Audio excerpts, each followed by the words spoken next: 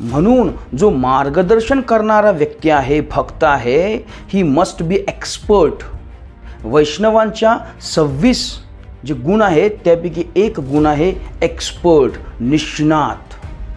तर असा व्यक्ती निष्णात असणं गरजेचं आहे.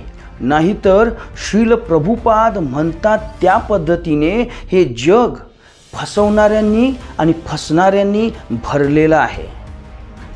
ठेचला आपल्याला असे लोक भेटतील. आपण का फसतो? कारण आपल्याला फसण्याची इच्छा असते.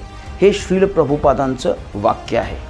म्हणून आपल्याला किमान इतकी तरी बुद्धी पाहिजे की जो व्यक्ती आपल्याला लीड करत आहे तो डोळस तरी आहे का की आंधळा आहे हे समजणे इतपत तरी आपल्याकडे बुद्धी हवी.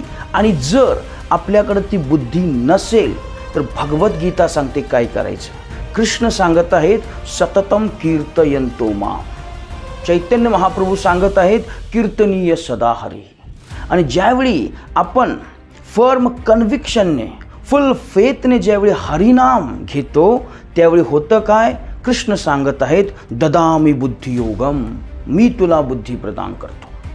तर कन्क्लूजन हे आहे की ज्या व्यक्तींकडून आपण मार्गदर्शन घेत आहोत he must be perfect, he must be expert.